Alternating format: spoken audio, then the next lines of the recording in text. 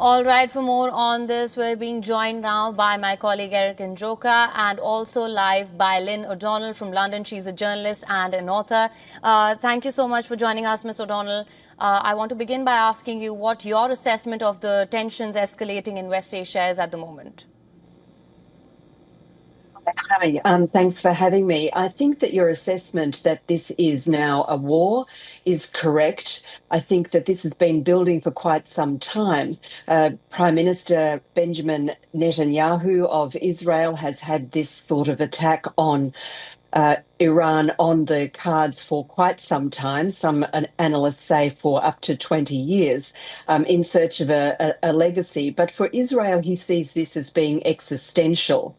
As we already know, and as you've said, the assessments of Iran's building nuclear capability has become quite alarming.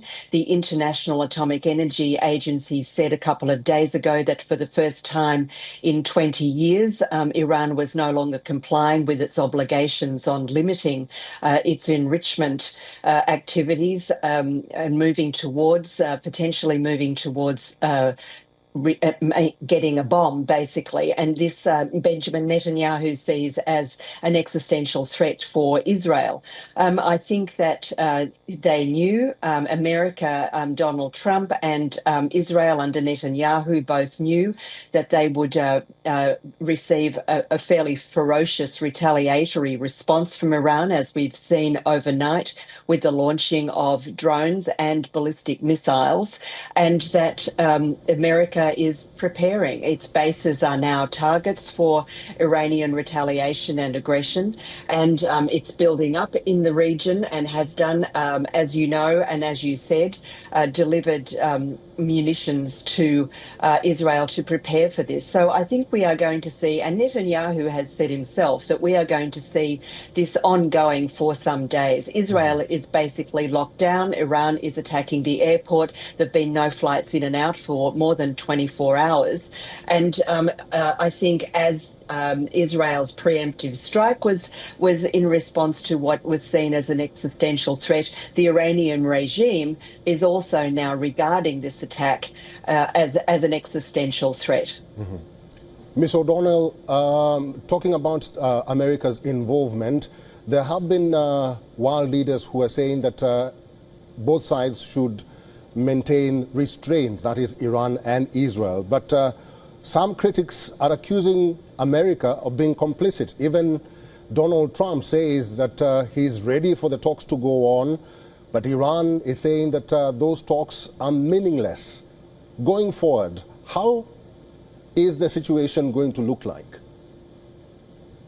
Well, I think that this is really interesting because the American officials in the immediate aftermath, including Secretary of State Marco Rubio, essentially distanced themselves from the Israeli attack on Iran, saying, we didn't know about it, they're doing it unilaterally. And then Donald Trump undercut that within hours. He told one of the major friendly news organizations in the United States that he had talked with Netanyahu beforehand, and he also went on later in the day to relate the aggression between Iran and Israel directly to the United States talks with Iran on a new nuclear agreement. As you know, during his first term, he cancelled America's involvement in the JCPOA that Obama had been behind.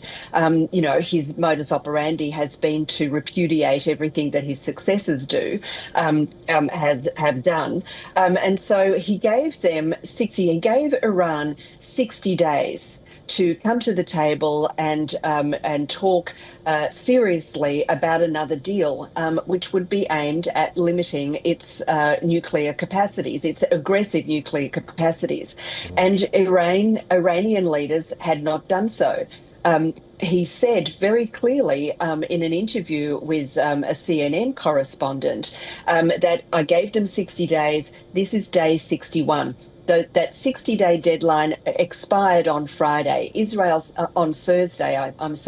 Israel struck on Friday, and then a few hours later, Donald Trump is saying, you ran out of time, and the leaders that I was talking to are now dead. So if you want something to happen that maintains the viability of your regime, you better come to the table and talk. Now, those talks were initially scheduled to take place tomorrow on Sunday, but whether or not they will go ahead remains a question. And the Iranians seem to be trying to dig in and say everything's off the table now. But, you know, as Trump has said in the past to people that he's been belligerent towards, Iran doesn't really have very many cards here.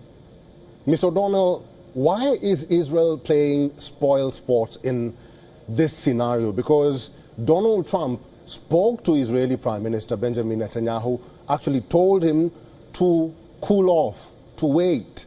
But now Benjamin Netanyahu went ahead and even struck nuclear facilities in Iran, majorly destroying the talks, majorly destroying the negotiations. So going forward, even if those negotiations or talks do happen, how will this relationship be pacified? Are you talking about the Israel-United States relationship? Iran-United States relationship. Oh, I think that the Iran-United States relationship, to pacify it, I don't know whether that's quite the right word. I think really that Trump's comments after the Israeli attack on Iran's nuclear facilities and, you know, the assassination of very senior people in its military hierarchy and nuclear physicists, I went ahead with Donald Trump's approval. I don't think that Israel acted unilaterally at all. I think probably the analysis that we should be looking at here is that Israel is now a proxy in Donald Trump's strategy for developing the relationship with Iran that he wants, which is of course is subjugative and one that limits Iran's possibility and potential for getting for developing nuclear weapons. He has said specifically and explicitly that he does not want Iran to have a nuclear capacity, nuclear weapons at all. And I think that there should be no doubt that Israel has acted with the approval, tacit or otherwise, of the United States, and that is now in a position of being Donald Trump's proxy in a campaign to bring Iran to heel on an agreement that it does not develop nuclear weapons. Ms. O'Donnell, let me just come in there. And of course, we've been speaking to experts all morning as well. And I just wanted to seek some clarity on this as well. We spoke to Professor James A. Russell, who said that this should have never happened. We should have never strayed from the path of diplomacy, which was being pursued, although there was a stalemate there as well. Then we spoke to Dr. Charles Kupchan, who said, well, why did this not happen earlier? So we're seeing two contrasting viewpoints there. That being said, we do know that the Iran-US talks were not headed anywhere. They were at an impasse. For Donald Trump to now reiterate that he really does hope that Iran would come to the negotiating table, that wouldn't you say that seems perhaps wishful thinking at this point? And while we say that, Israel is now engaged in a multi-front war. It is engaged in a war in Gaza as well. So what I really want to understand is how is Israel balancing these short-term, perhaps tactical successes with the longer-term diplomatic cost of a regional escalation as such? Yeah, I think that you've hit on a number of points there. Let's go back to what was the point of this in terms of Donald Trump's strategy for Iran. I think that what he's doing is, you know, as he said, and as I just said before, he gave them 60 days, and this was day 61. The IEAE, which is the Atomic Energy Monitoring Organization under the United Nations umbrella, had also sounded the alarm a couple of days earlier by saying that Iran was now, after 20 years and for the first time in 20 years, no longer complying with its obligations not to enrich uranium to the point that it could could be weaponized. So you have those two things. Donald Trump gave them 2 months, gave the Iranian regime 2 months to come to the table and appear to be genuine in its desire to negotiate on this.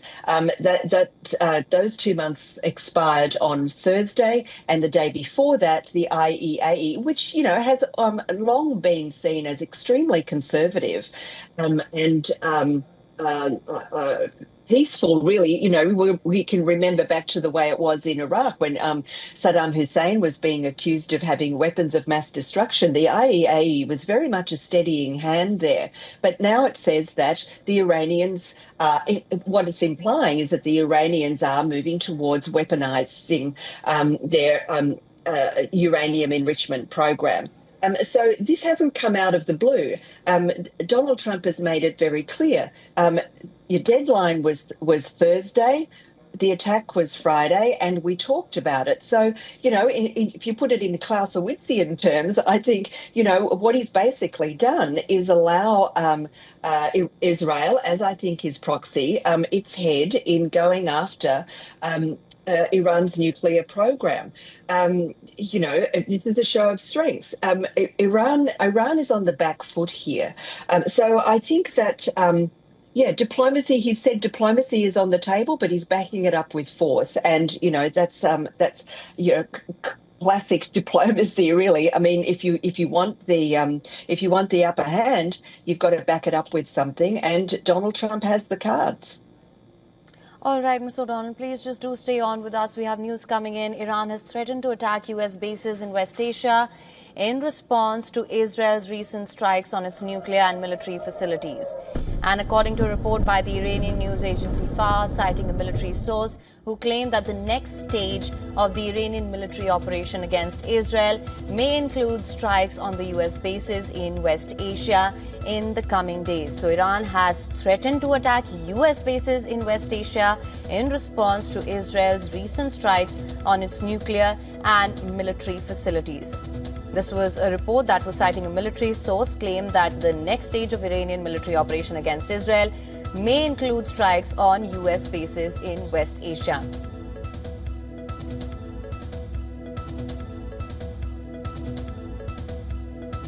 Right, Ms. O'Donnell, this is the latest that is coming in, where it is saying that it may strike U.S. military bases. It did say this earlier as well. Now, we are seeing perhaps a vicious cycle here. Israel carries out its preemptive strikes. Of course, it begins with the stalemate between the United States and Iran. Then Israel carries out its preventive strikes. We're seeing retaliatory strikes. Iran continues to say that the United States is complicit. United States, though, has said it's not militarily involved and it's distancing itself, but we all, to a certain degree, understand its role that it's playing in this conflict. That being said, are we perhaps seeing the opening of a phase where a new shadow war, where conventional lines perhaps no longer apply? Well, maybe so, but Iran has been playing a shadow war against Israel for a very long time. You've got to remember that it has anti-Israeli proxies across the region, the Houthis in Yemen, the Hezbollah, the Shia militia in Lebanon, and of course Hamas in Gaza, which was behind those horrific attacks that started the latest phase of conflict in the region. So this is why Netanyahu has been so belligerent and I think intent on launching these strikes against Israel against Iran to disable its capacity to build a bomb which will be aimed at Israel. The Iranian regime is on the record, constitutionally obliged to support the destruction of the state of Israel. And so this is existential for Israel. And Netanyahu has made that clear, and the Americans have made clear that they support the state of Israel and they support Israel's actions of self-defense. They called this preemptive strike on Iran that took place on Friday an act of self-defense. So, let's see whether Iran backs up its threat to attack the United States facilities in the region. If it does, then I think that we're in trouble. Basically, but I would be very surprised if we do see more than a little bit of argy-bargy, which Iran has shown in the past that it's capable of. But you've also got to remember that this is existential for the Iranian regime. These attacks on Friday took place because they were planned by a Mossad base, an Israeli intelligence agency base inside Iran. It is astounding that Mossad has been able to build that capacity inside Iran. It's like a Hollywood movie. But then you've got to remember that the Iranian regime is extremely unpopular inside Iran. And so it makes it much easier for an extremely capable intelligence agency like Mossad to build sources and assets inside the country. So nobody is safe. Where is the leadership? They're in bunkers deep underground. They can't trust anybody. And people in Iran would will be, I think, in coming days, the longer this goes on, more and more emboldened to come out on the streets. We saw that a couple of years ago over the murder by the state of a young woman for not going, for not wearing a proper headscarf.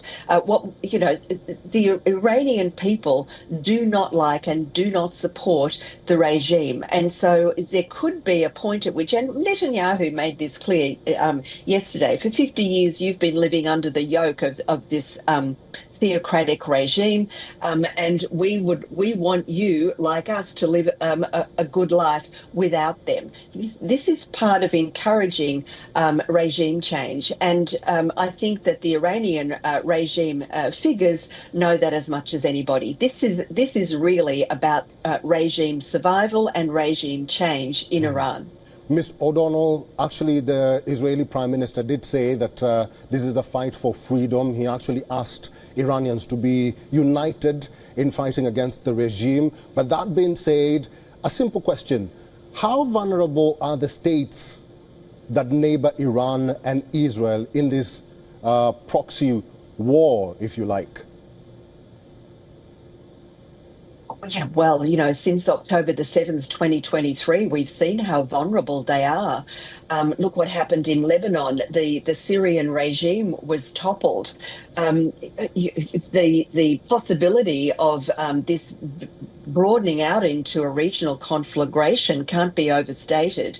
But we've also got to remember that it is Iran that is behind those belligerent groups. Iran has a grip on militancy in the region, and and Israel is the only